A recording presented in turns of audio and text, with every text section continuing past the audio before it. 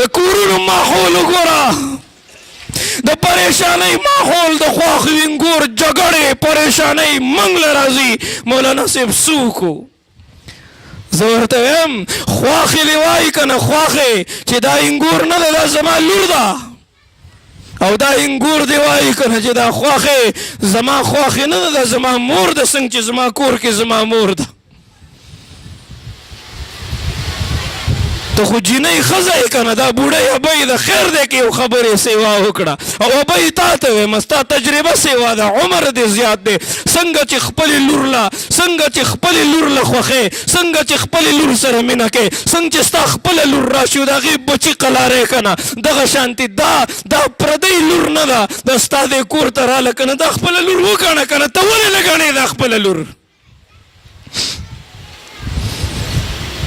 غریب بار مزدوري وکړي که ستاسو خلاصی وکړي. وایي رزق کې برکت نشته دی. مولانا صاحب رزق کې برکت نشته دی. ښه ما وی دا ولې؟ وایي پته نه لګي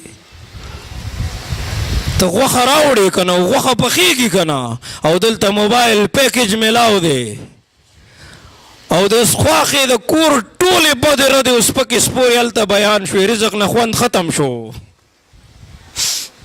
سکرین لګېدلی دی، مور پلار زوی ټول په شریکه باندې ناست دي او صاحبه لګیا دي بدنظري کوي، لګیا دي بدنظري کوي، ګانې بجانې اوري. ښه څنګه به په دې کور کې برکت راځي؟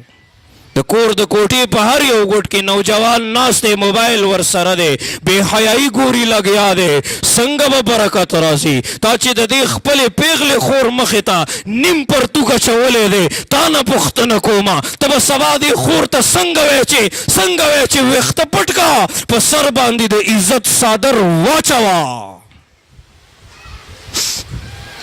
په خپلو کورونو کې باقاعده یو ماحول جوړ کړئ، د خپلو بچو ته د صحابو زندگی بیان کړئ. دا چې دی لږ غوندې ورانۍ شروع کړي دا مور غریبې ورله موبایل ورکړي، زهر ورله ولې نه ورکړي چې په یو ځای مړ شي ایسته چې قیسې ختمه شي.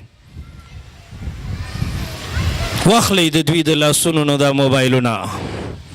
دوی زموږ نوجوانان برباد کړل، دې زموږ نوجوانان برباد کړل. د عالم کفر مشن داو، د عالم کفر سوچ داو، مزاج داو چې دوی نه جهاد ختم شي، دوی نه دعوت تبلیغ ختم شي، دوی نه د تصوف سوچ مزاج ختم شي، دوی نه د علماو مینه محبت ختم شي، دوی نه د ختم نبوت جذبې ختم شي، دوی نه د ناموس صحابه جذبې ختم شي، دوی نه د صدیق صداقت ختم شي، عدالت ختم شي، فصاحت بلاغت ختم شي، دوی د ګناهونو په دلدل کې داسې ډوب شي که نه داسې ډوب شي چې دوی ډرامو کې ټیک ټاکو کې بې حیایۍ کې فحاشۍ کې بدنظرۍ کې مبتلا شي که نه چې دوی بل سلطان صلاح الدین پیدا نه کړي که نه.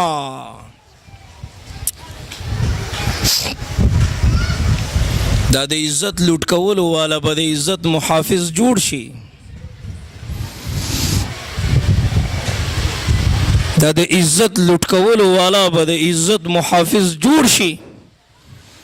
زه ډېر خوشحاله شم تاسو په خپلو ودونو کې داسې پروګرامونه مقرر کړئ.